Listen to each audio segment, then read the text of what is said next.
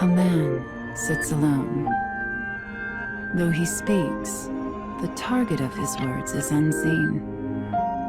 To this invisible listener, he offers praise for a task well handled. His eyes narrow. He hesitates. Then, his voice a rasp, he murmurs an instruction. On to the next. The target of his words is revealed behind the scrim of a dividing wall. She also sits alone. In her hand rests a small scroll adorned with a face. Slipping the scroll into the folds of her robe, she stands and makes her response. Understood.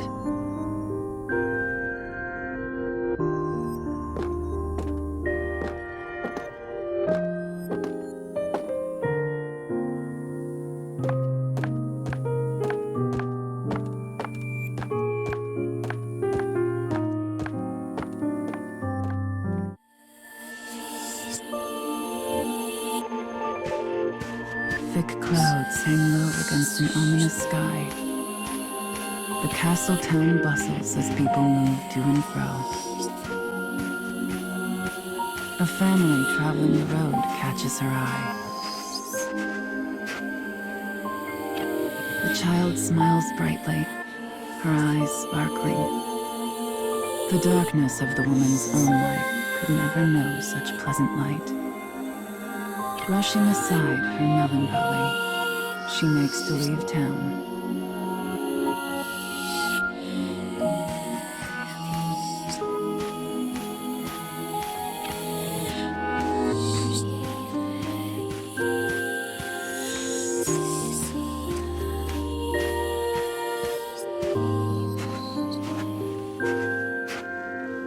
A sudden glimpse of silver catches the woman's eye as an assassin appears before her.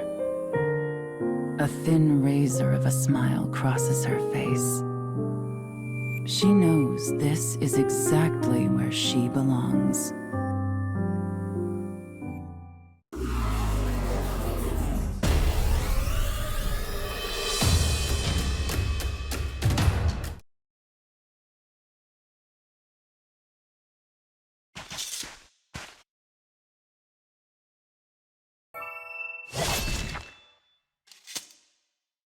She claims the assassin's life before body can meet earth. In the silence that follows, she muses on her life. She walks a path of blood, a solitary path, far from family or comfort. Had she ever smiled as that child did? Could she? Such thoughts swirl in her mind as the woman considers a life she knows she will never have.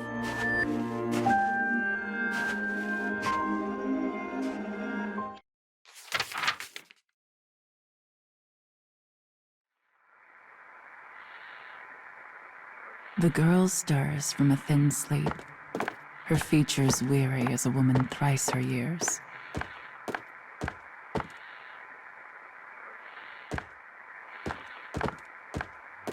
Her life is an unending blur of training that continues without mercy or pause. Bones creak, flesh stings. Pain is her constant companion. Yet she forces herself down the hall all the same. When she arrives at the garden, a bellowing roar orders her forward. Coming, she replies in a voice devoid of all feeling.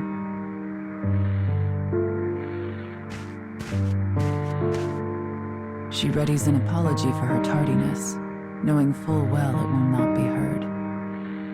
As suspected, the man cuts off her words and begins to berate her without pause. You will learn to honor punctuality, girl. You are a tool of our master, and a tool is of no use if it is not present when needed. Thus begins another day of the girl's deadly training.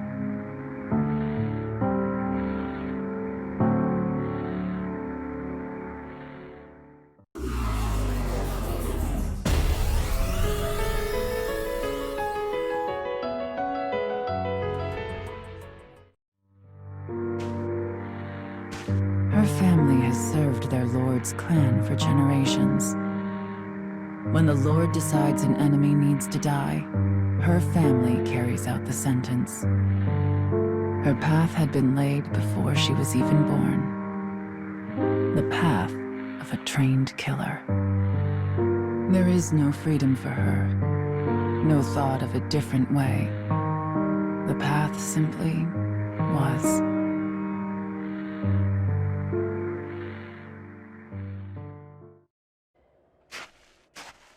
The woman does not bemoan her fate, for she has never known another. Yet, when she thinks of the things she will never have, she feels a terrible sadness. But she presses on regardless, leaving such distractions behind.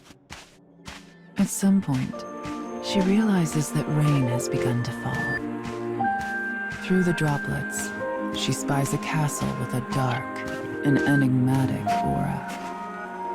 Soon she finds a lone guard standing before a gate. Moving without sound, she looses her sword.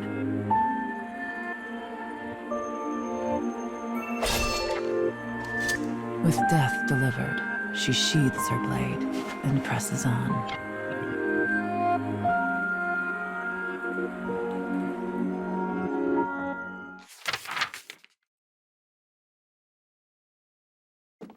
The woman moves ever deeper into the castle in search of her target.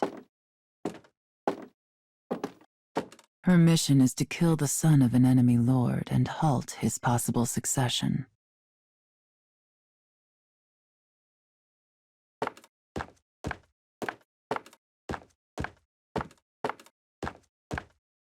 The enemy army values blood. If the successor were to die, chaos will inevitably follow.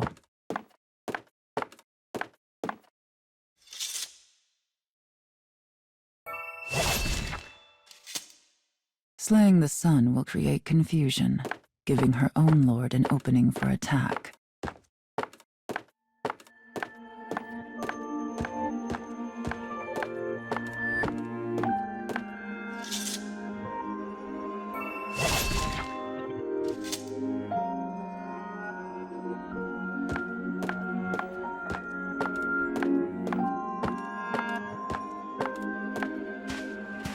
She passes through the corridors and moves toward a reception room.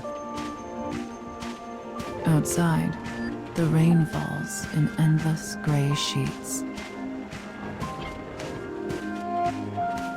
A child sits alone, his frame made smaller by the size of the room. She recognizes the boy's face from her scroll. Without a word, she draws her sword and points the tip at the child's throat. Yet he simply stares at the cold steel, making no move to escape. As the woman studies the child's haggard face, she realizes something. This is no son of a lord, but instead a girl frocked in boy's clothing. The woman asks her target why this is. As if a dam has burst, the girl suddenly lets fly with a torrent of grievance. I wish this house and this entire nation would fall.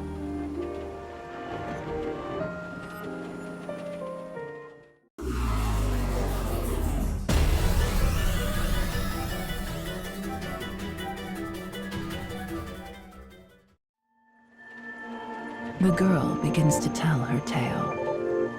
I am not but a puppet who dances at my father's tune. I'm no child to him, merely a tool to be used. I even denied my own heart and took false gender in order to fulfill my role. And as this house's tool, I live only to be killed. So please, just bring this to pass. End me. The girl's eyes turn to rest on the woman.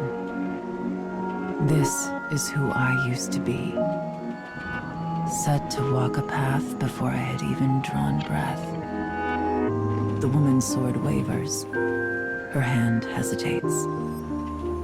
Outside, the rain falls as if it was trying to blot out the very earth itself. And yet somehow, it feels quiet.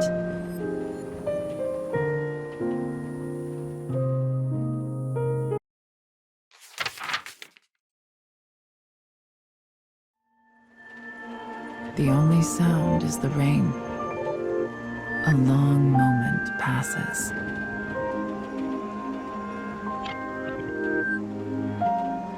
The woman sheathes her blade. She then asks the bewildered girl, "Did you mean it when you said you wish your house would fall?" Shaking, the girl nods. The woman responds, "Understood."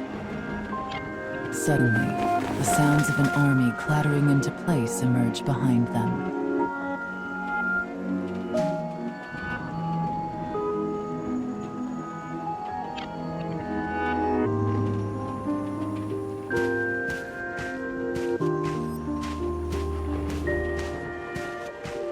A score of soldiers bursts into the reception room. The woman's face is the very picture of composure.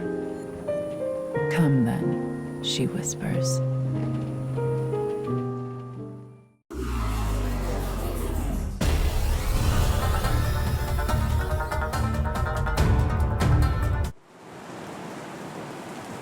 The girl runs over and takes her hand. Why had she done this? The sound of the rain begins to fade. People cannot choose the station of their birth. One can scarcely even choose their own manner of death in this violent, fleeting world. But perhaps one can choose to let another live. I was a tool of my house who carried out her role. My hands are stained with sins beyond counting. I doubt this will absolve me of my actions, but it might make a nice gift to bring with me into hell. She can no longer hear the rain. Tears roll down the girl's cheeks, and on the woman's face is something almost like a smile.